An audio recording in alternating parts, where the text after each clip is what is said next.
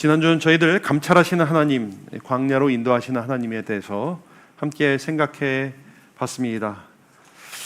때로는 우리를 다 아시는 하나님이 일부러 우리를 훈련시키기 위해서 광야로 보내신다는 그러한 광야에 대해서 우리가 생각해 봤죠. 그런데 그러한 훈련의 장으로서의 광야가 있는가 하면 또 한편으로는 죄 때문에 처하게 되는, 거하게 되는 그런 광야도 있습니다. 오늘 여기에 대한 기록입니다.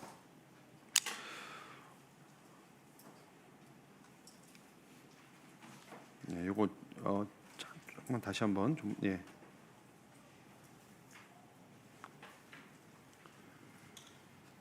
안 되죠? 네. 이걸로 한 게 아니네. 네.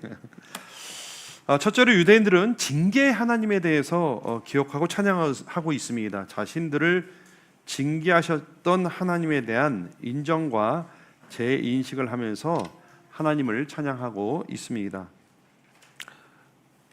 네, 이거 좀 했으면 좋겠는데 다시 한번. 네.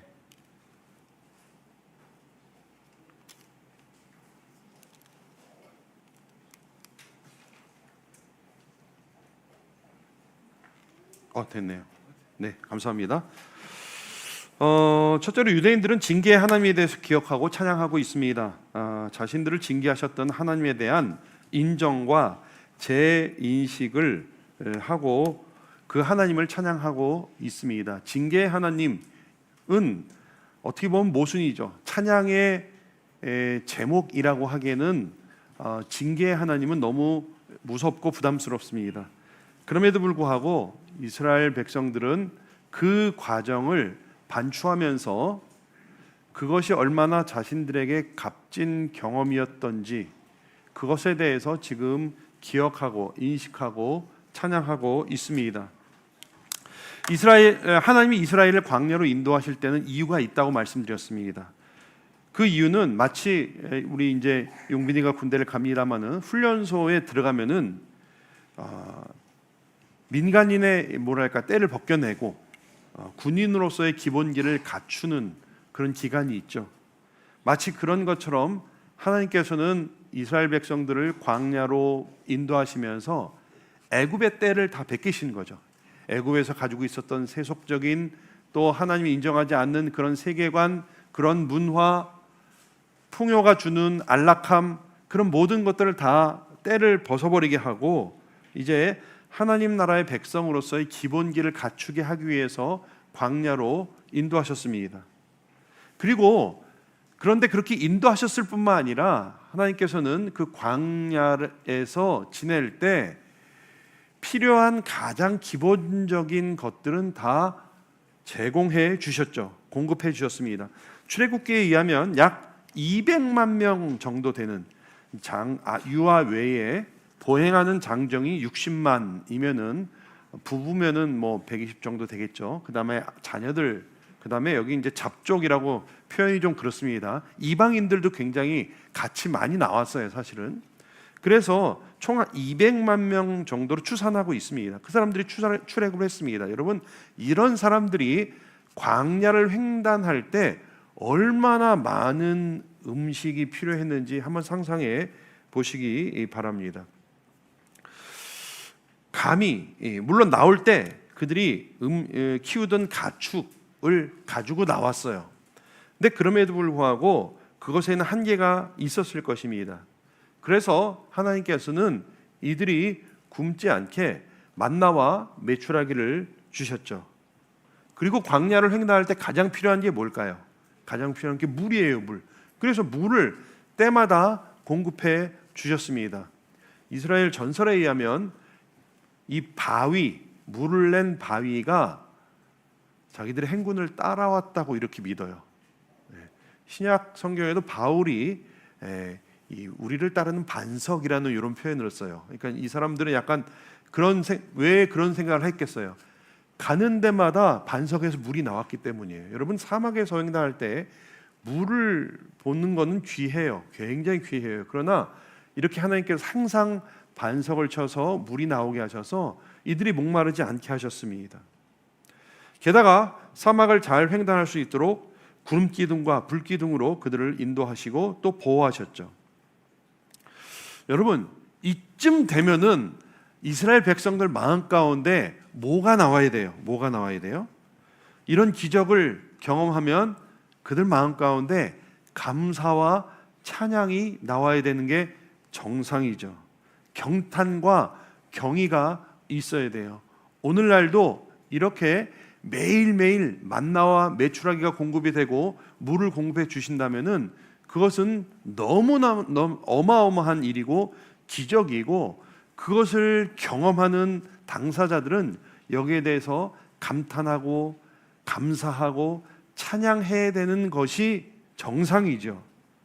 그런데 말입니다, 이스라엘이 40년간 광야에 있으면서 여러분 놀라운 사실은요, 감사하고 찬양했다는 기록이 없다는 거예요. 여러분, 출애굽기보다 출애굽기, 레위기, 민수기, 신명기를 쭉 보시면 감사의 기록이 없어요. 홍해를 건넌 직후, 그리고 시내산에서 하나님과 언약을 맺을 때 외에는요 감사한 기록이 하나도 없어요. 여러분, 물론 제사를 지내면서 의무적인 감사는 했을 것이라고 생각합니다. 그러나 느호산에 이르기까지 그들이 광야 40년을 횡단하면서 먹을 것 떨어지지 않고 마실 것 떨어지지 않고 옷이 해지지도 않았음에도 불구하고 한 번도 하나님께 그 일을 감사한 적이 없다는 사실입니다. 여러분, 너무 황당하지 않으세요? 한 번만 경험해도 감사하고 찬양할 텐데 40년 동안 한 번도 하지 않았어요. 기록을 찾아봤어요. AI한테도 물어봤어요. 없어요. 반대로 불평과 불만은 너무나도 많이 기록이 돼 있어요. 이스라엘 백성들은 출애굽하자마자부터 불평하기 시작했어요. 불평 리스트를 오늘 만들어 봤습니다. 한번 보신 적이 있을 거예요. 출애굽 직후에 홍해 앞에서 야, 우리를 왜 끌고 나와서 죽게 했냐? 왜 광야에서 죽게 했냐? 애굽에서 차라리 종되는 게 날 뻔했다, 이렇게 얘기를 합니다. 조금 지나서 마라에서 물이 없으니까 모세에게 원망하여 이르되 우리가 무엇을 마실까 하매, 마라라는 곳에 이제 목이 말릴 때 물이 다 떨어질 때쯤 돼서 마라라는 데 도착해서 아이고 물이다 하고 먹었는데 물이 센 물이었어요. 쓴 물이었어요. 짠 물이었어요. 그래서 그것을 불평불만하는 것입니다. 사실은 조금만 더 가면은 엘림이라는 곳이 기다리고 있는데 그것을 못 참고, 그것을 잘 몰랐으니까 불평과 불만을 쏟아놓습니다. 엘림에서 풍성하게 물을 공급받고 나서 이스라엘 온 회중이 광야에서 모세와 아론을 원망했어요. 뭐라고 말하는지 아십니까? 애굽 땅에서 고기 가마 곁에 앉아 있던 때와 떡을 배불리 먹던 때에 여호와의 손에 죽었더라면 좋았을 것을. 여러분, 이게 말입니까? 애굽에서는 그렇게 배불리 먹고 있었는데 이제 광야에 와서 죽게 되었다, 불평합니다. 또 르비딤에서 이스라엘 온 자손이 여호와의 명령대로 신광야를 떠나 노정대로 행하여 르비딤의 장막을 쳤는데 마실 물이 또 떨어졌어요. 그러니까 모세와 다투어, 이게 다투었다는 것은 굉장히 강한 표현입니다. 이거는 불만을 표하는 것 이상의 어떤 액션을 말하는 것이에요. 우리에게 물을 주어 마시게 하라. 시내산에서 모세가 산에서 내려옴을 더딤을 보고 아론에게 이르러 말하되 일어나라, 우리를 위하여 우리를 인도할 신을 만들라. 이 모세 곧 우리를 애굽 땅에서 인도하여 낸 사람은 어찌 되었는지 알지 못함이라. 모세가 산에 올라가서 잠깐 내려오는 것이 지체되니까 이렇게 불만합니다. 또 다베라라는 곳에서, 이게 시내산에서 한 3일길 되는 날인데 시내산에서 영광스러운 그런 언약을 맺고 3일 지나서 이런 불만을 터뜨립니다. 백성이 악한 말로 원망하되, 이때 그래서 하나님이 다 쓸어버리려고 했어요. 아니, 방금 시내산에서 나의 그 임재를 보고 언약을 맺고 3일밖에 안 됐는데 또 불만했던 것이에요. 또 기브롯이라고 하는 곳에서 이스라엘 자손도 다시 울며 이르되 누가 우리에게 고기를 주어 먹게 하랴. 고기 엄청 따져요.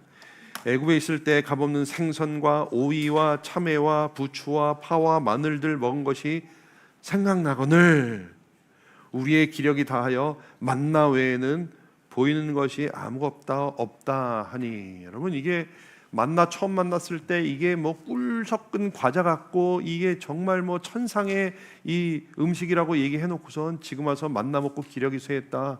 이 애굽에서는 내가 고기 먹고 생선, 오이, 참외, 부추, 파, 마늘 이런 것들 먹었는데 지금 먹을 게 아무것도 없다 이렇게 얘기합니다. 여러분, 이스라엘 백성들이요 출애굽할 때 그들이 키우던 가축들을 다 데리고 나왔어요. 심지어는 금은 보화도, 그리고 이 보면은 이 그동안 일했던 싹쓸 샐러리를 다 받고 나왔어요. 그래서 애굽 사실은 경제가 휘청합니다. 물론 금 같은 것은 금송아지 만드는 데 많이 사용을 했지만 사실은 먹을 것이 아무것도 없었던 건 아니에요. 그들이 소와 양과 키우던 가축들을 같이 데리고 있었어요. 그거 잡아먹어도 돼요. 그런데 불만하려고 이렇게 하는 거예요. 지금 가나안 정탐꾼 정탐한 다음에 그와 함께 올라갔던 사람들은 이르되 우리는 능히 올라가서 그 백성을 치지 못할 것이다. 거기 보니까 주민들이 등치도 크고 그래서 그 앞에 우리는 메뚜기 같았다. 여러분 보니까 어떠세요? 광야 40년 이동하면서 이게 더 찾으려면 더 찾을 수 있어요. 그런데 제가 이거 설교 시간의 제한 때문에 이거밖에 못 찾은 거예요. 이 정도 되면 어떠세요? 그렇게 감사할 것이 많은데, 그렇게 기적을 경험해서 감사할 것이 많은데 감사는 단 한 번도 하지 않아요. 그런데 가는 데마다 불평해요. 가는 데마다. 처음 광야는요 가나안으로 가는 축복의 길이었다면 이후 광야는 명백하게 하나님의 징계였어요. 징계를 받아 마땅한 거예요. 여기서 그치지 않아요. 가나안 땅에 들어가서도 똑같습니다. 여호수아가 죽은 후에 이스라엘 자손들은 하나님 앞에서 악을 행하고 바알을 섬겼어요.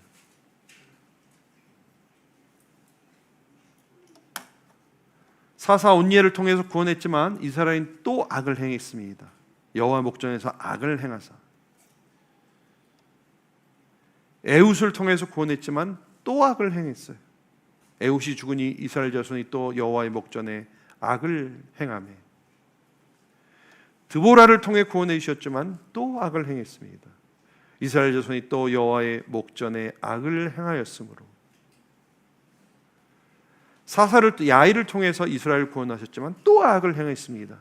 이스라엘 자손이 다시 여호와의 목전에 악을 행하여 바알들과 아스타롯과 아람의 신들과 시돈의 신들과 모압의 신들과 암몬의 신들과 블레셋 사람들의 신들을 섬기고 여호와를 버리고 그를 섬기지 아니하므로. 삼손 때도 마찬가지였어요. 이스라엘 자손이 다시 목전에 악을 행하였으므로 여호와께서 그들을 40년 동안 블레셋 사람의 손에 넘겨 주시니라. 여러분 어떠세요? 거의 이스라엘의 역사는 악의 연대기 아니에요? 감사가 나와도 시원치 않은데 이렇게 돌아서고 이렇게 악을 행했단 말이죠.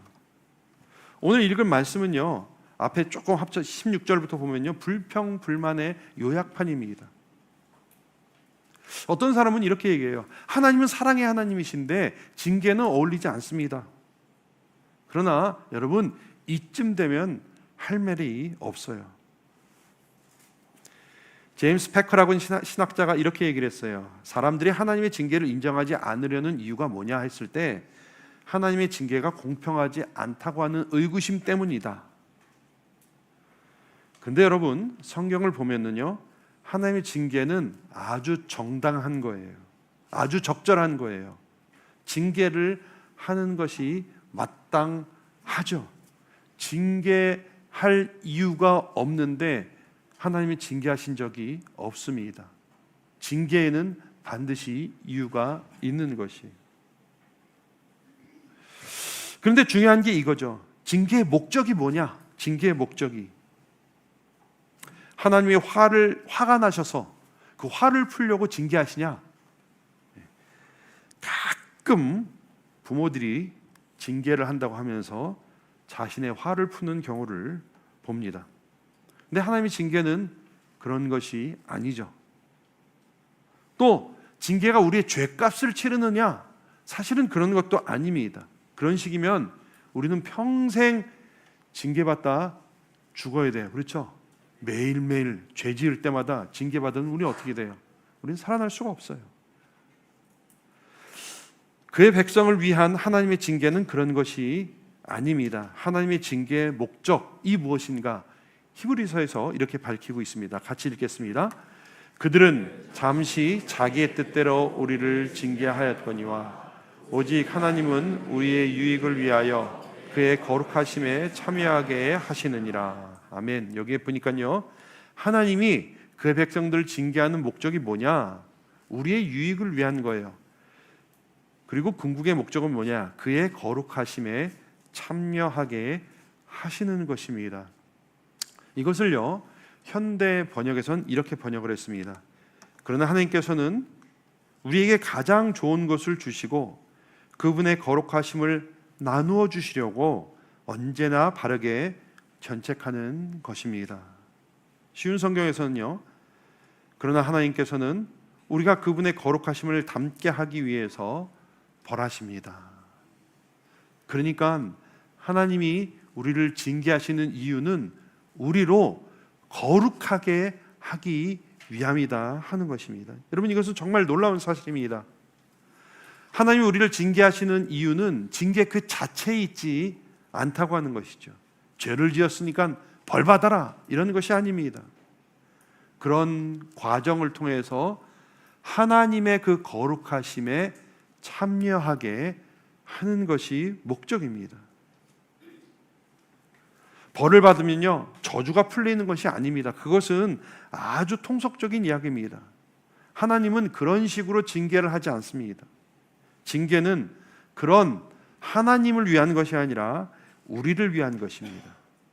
징계는 우리로 하나님의 거룩함에 참여하라고 하는 초청장입니다. 징계의 와중에도 신의 성품에 참여하도록 우리를 빚어 가시는 것입니다. 우리는 징계 하나님에 대해서 두려워해야 됩니다. 우리가 죄를 지을 때마다 벌 받을 것을 두려워하고 징계가 언제 올까 그것을 두려워하라는 말은 아닙니다. 하나님이 내 죄 지은 것 때문에 잔뜩 화가 나 있는 것, 그래서 번개를 내려가지고 우리를 징계하시는 것, 화를 푸시는 것, 그것이 목적이 아니라 나로 거룩하게 하시려는 하나님의 마음을 우리는 빨리 알아채야 하는 것입니다. 때로는 징계를 바로 내리시기도 하고 때로는 조금 나중으로 유보하시기도 합니다. 혹은 오랫동안 내버려 두시기도 합니다. 징계에도 여러 차원이 있어요. 바로 징계하시는 경우가 있고 조금 유보하시는 경우도 있고 오랫동안 내버려 두시는 경우도 있습니다. 그런데 그 어느 것이든지 나를 더 거룩하게 하시려는 것, 그것을 위해서 필요한 만큼 그렇게 하신다는 사실을 여러분 기억하시길 바랍니다. 그러니까 우리가 징계하시는 하나님에 대해서 무엇을 묵상할 수 있습니까? 그 징계는 우리를 위한, 우리의 거룩을 위한 것이라고 하는 것입니다. 오늘날 이스라엘에 대해서 하나님의 징계가 마땅했던 것처럼, 당연했던 것처럼 오늘날 우리도 징계받아 마땅한 존재라고 하는 사실을 인식하며 우리는 먼저 두려워해야 됩니다. 하나님은 정당하게 징계하시는 하나님이십니다. 따라서 우리는 매일매일 징계하시는 하나님을 두려워하며 나 자신을 쳐서 복종시키고 믿음의 선한 싸움을 싸워나가며 두렵고 떨리는 마음으로 우리의 구원을 이루어 나가야 할 것입니다.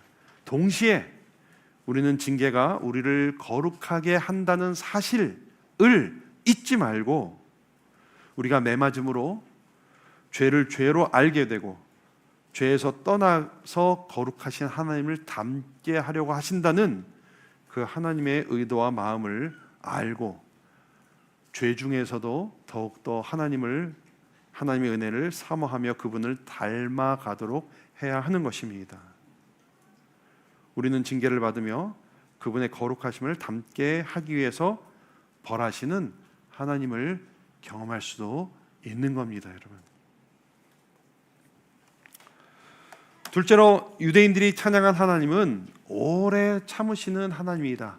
길이 참으시는 중에 다시 받아주시는 하나님이십니다. 징계의 대상이고 버림받아도 마땅한 이스라엘 백성들은 하나님이 오래 참으시는 중에 그들을 용납하셨습니다. 그렇게 감사 하나 없이 불평과 불만으로 가득 찬 그들, 징계받아야 마땅한 사람들이었음에도 불구하고 하나님은 그들을 포기하지 않으셨습니다. 느헤미야 9장 17절 말씀 같이 한번 읽겠습니다. 시작. 그러나 주께서는 용서하시는 하나님이시라. 은혜로우시며 긍휼히 여기시며 더디 노하시며 인자가 풍부하심으로 그들을 버리지 아니하셨나이다. 아멘. 여러분, 구약 성경을 관통하는, 아니 성경 전체를 관통하는 중요한 하나님의 지식은 노하기를 더디하시고 인자가 영원하신, 인자가 풍성하신 하나님이십니다. 그렇게 징계가 당연한 것이고 징계가 정당한 것이라고 할지라도 하나님은 오래오래 길길이 참으시면서 기다리신다는 것입니다. 이것을 히브리어로 한번 좀 들어보셨을 것입니다. 헤세드 들어보셨죠? 헤세드. 네. 헤세드는 하나님의 불변의 사람, 은혜, 인자하신 성품을 나타내는 히브리어입니다. 선하시며 인자하심이 영원하신 하나님을 헤세드의 하나님이라고 합니다.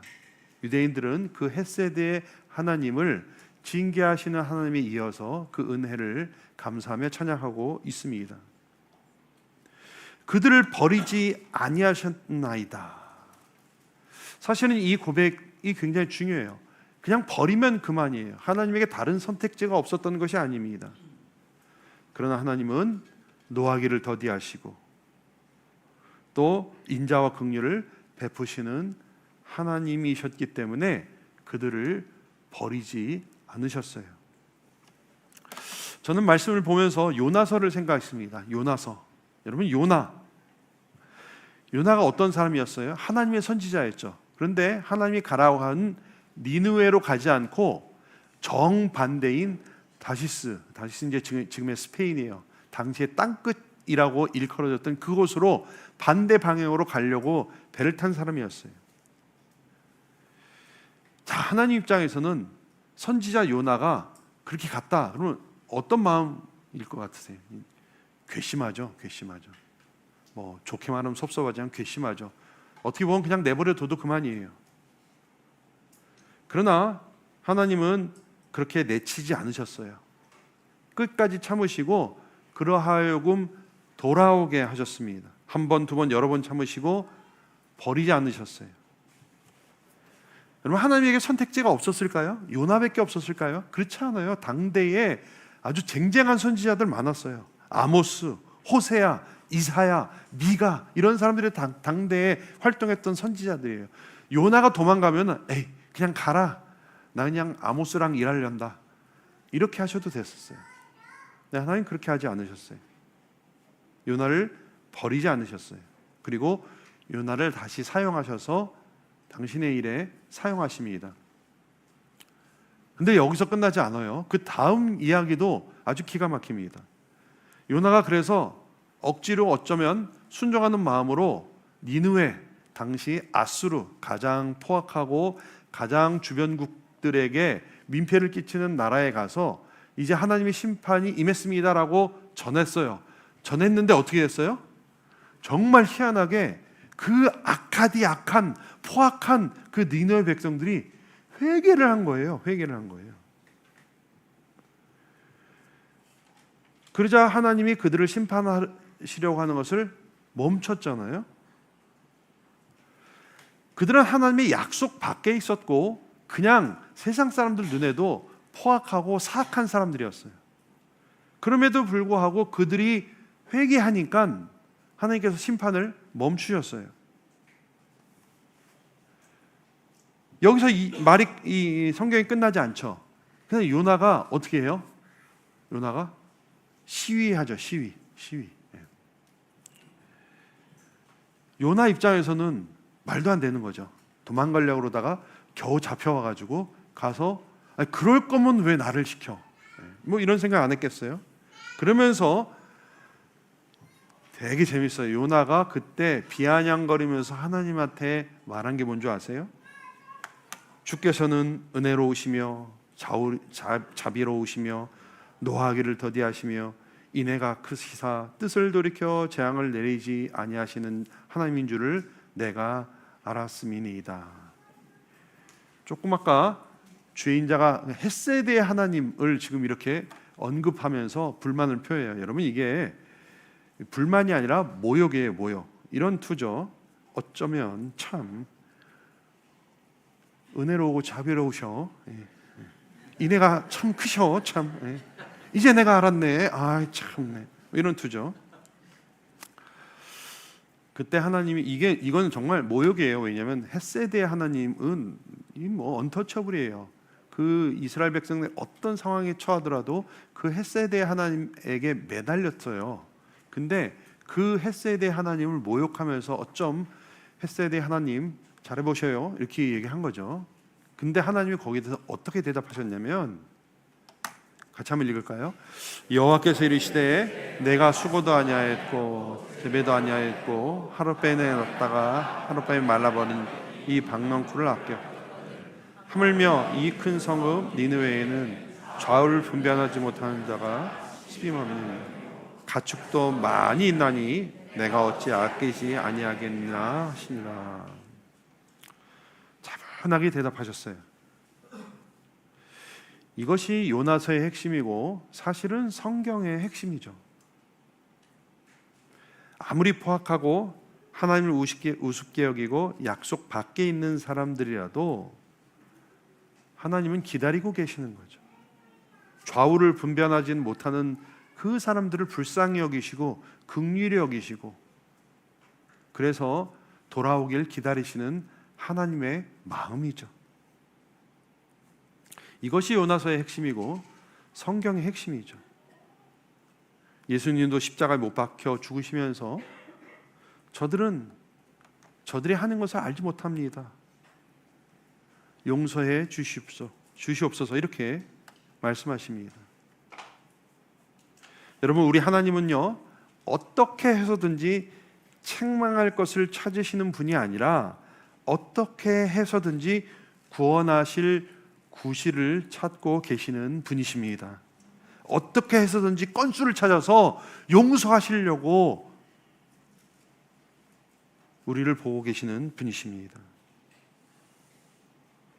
우리가 해야 할 일은 그분께 돌아가는 것뿐입니다. 그분께 돌아가는 것은요 죄를 한 번 더 짓고 덜 짓고 이걸 말씀드리는 것이 아닙니다. 도덕적으로 더 고결해져야 한다고 말씀드리는 것이 아닙니다. 그냥 글자 그대로 그 모습 그대로 하나님께 돌아가는 것을 말합니다. 오늘도 내일도 또 우리는 하나님께로 돌아가야 합니다. 같이 읽겠습니다. 오라 우리가 여호와께로 돌아가자. 여호와께서 우리를 찢으셨으나 도로 낫게 하실 것이요 우리를 치셨으나 싸매어 주실 것임이라. 징계하시지만 그럼에도 불구하고 여전히 기다리시는 하나님이십니다. 돌아가기만 한다면 1000번이고 10,000번이고 받아주시는 분이 하나님이십니다. 여호와의 인자와 긍휼이 무궁하심으로 끝이 없으므로 우리가 진멸되지 아니함이니이다. 이것이 아침마다 새로우니 주의 성실이 크도소이다. 주의 자비와 긍휼이 무궁하다고 했습니다, 여러분. 그리고 이것이 매일 새롭다 그랬습니다. 헤세드의 하나님은 우리를 끝없이 받아주시는 분이십니다. 그러므로 여러분, 또 같은 죄를 범했다고 면목없어 하지 마십시오. 여러분, 수천 년 동안 수만 번 반복한 것이, 그같이 죄를 지은 것이 사람이고, 그것을 위해서 아들을 아낌없이 주신 분이 하나님이십니다. 우리가 왜 망설이겠습니까? 우리가 해야 하는 유일한 일은 도덕적으로 완벽해지려고 하는 것이 아니라 있는 모습 그대로 하나님께 돌아가는 것입니다. 우리 하나님, 우리가 돌아갈 때 모르시겠어요? 또 죄 질지 모르시겠어요? 지금은 죽을 것 같아서 기도하지만 내일 안색 바꾸고 내 마음대로 살 것 하나님 모르시겠습니까? 그러나 하나님은 그래도 오늘도 내일도 우리에게 길이 참으시는 중에 돌아오시길 기다리시는 분이십니다. 돌아오기만 하면 내가 새롭게 해주겠다 약속하셨습니다. 오늘 진귀하지만 여전히 우리가 돌아오길 기다리시는 하나님을 깊이 만나시길 바랍니다. 비록 우리가 매일 죄를 짓지만 그분께 돌아갈 때 여전히 소망이 있는 것입니다. 도덕적으로 더 고결해지려고 노력하는 것은 좌절함을 우리에게 줄 것입니다. 그러나 그저 그분께 돌아갈 때 그분이 우리를 회복시키시고 거룩하게 하실 것입니다. 죄의 자리에서 일어나서 여호와께 돌아가십시다.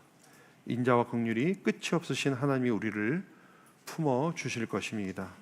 진귀하시되 인내하시며 기다리시는 하나님을 경험하시는 한 주간 되시길 주님의 이름으로 축원합니다. 기도드리겠습니다. 하나님, 우리는 부족합니다. 우리는 연약합니다. 우리는 악합니다. 죄밖에 낼 것이 없습니다. 때로는 하나님께서 그것을 보시고 정신 차리라고 매를 드시며 그런 모든 과정을 통해서 우리를 더 거룩하게 하신다는 사실을 오늘 묵상했습니다. 끝까지 우리를 포기하지 않으시고 버리지 아니하시고 기다리시는 하나님, 그분께 돌아가는 저희들 되게 하여 주시옵소서. 그래서 매일매일 우리의 삶이 한층 더 거룩하게 하나님을 닮아가는 우리의 인생 될 수 있도록 축복하여 주시옵소서. 예수님의 이름으로 기도드리옵나이다.